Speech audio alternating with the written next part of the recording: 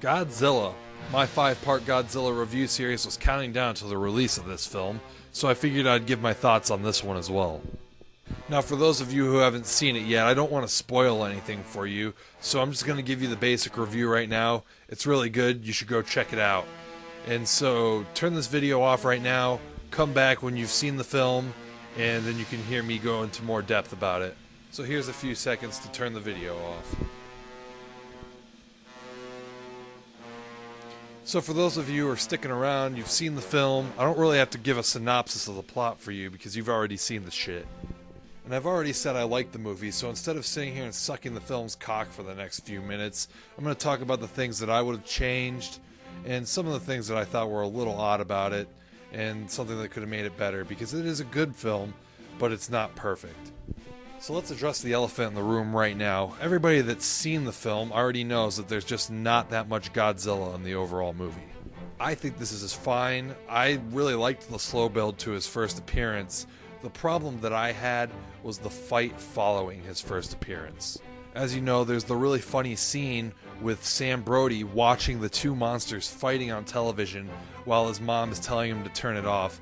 I thought this was a pretty funny scene because it really reminded me of my childhood watching Godzilla movies as a kid, and you know, my parents kind of getting a little annoyed with that, and I would just be hypnotized by the giant monsters fucking each other up on the screen.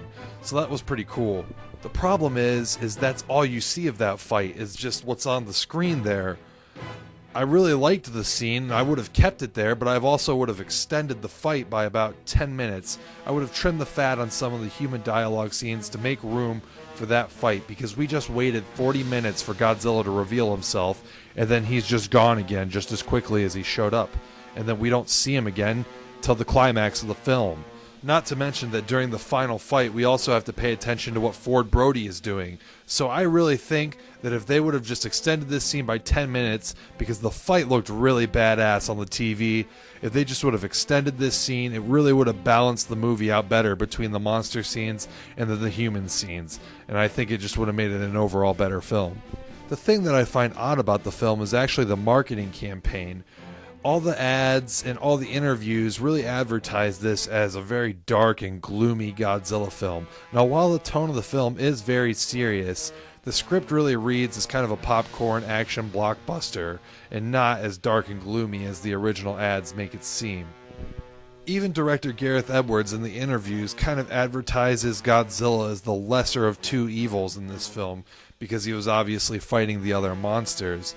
But as we now know, he's not really evil at all. He's just an animal. He's just coming onto the shore to kind of assert his dominance and battle these other monsters.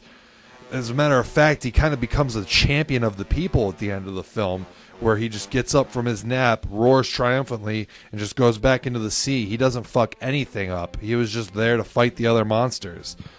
I think there's even a direct quote from director Gareth Edwards where he says that in this film, Godzilla is the punishment that we deserve. But he doesn't really punish anybody. I mean, obviously there's going to be a few casualties when Godzilla goes strolling through a city and fighting other monsters. But he doesn't really go out of his way to destroy anything in the film besides the Muto monsters. One of the great things about Godzilla are the many ways that you can portray him. He's been portrayed as a straight-up villain, as an anti-hero, and as a straight-up hero.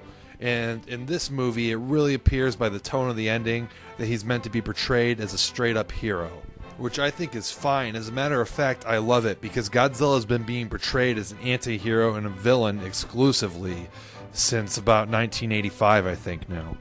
So it's pretty cool for him to revisit his Protector of the Earth character. Godzilla's enemies in this film, the Mutos, are actually pretty awesome.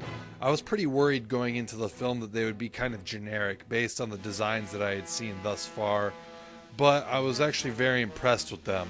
And I really like the way that when they fight Godzilla one-on-one, they don't stand a chance, but when they teamed up, they became a legitimate threat. Godzilla's design in this film is fucking phenomenal. This is one of the best Godzilla designs there has ever been. That includes the Heisei and the Millennium series. It may even be my second favorite Godzilla design. It's pretty close. The CGI used for Godzilla in this movie just really looks good, and that's saying a lot coming from me, because if you continue to follow my reviews, you're probably going to find out that I just really fucking hate CGI with everything I am. I think it's the fucking shittiest thing. But it's really saying a lot that I was impressed with it in this film. The design is really faithful to the original, but updated just enough to make it fresh and new for a modern audience.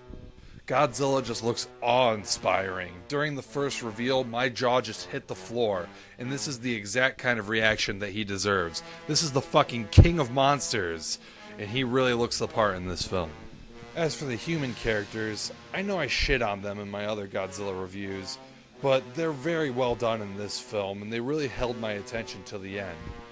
But overall, I feel that the best thing that Gareth Edwards did with this film was leave me wanting more. I feel like he left a lot of people wanting more, and that is the perfect opportunity for a sequel.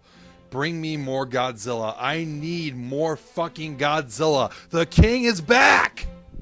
I want to thank everybody for watching this review, and if you haven't already, I have 5 other Godzilla reviews that we're counting down to the release of this film, so check those out too, and be on the lookout for other film reviews to come later.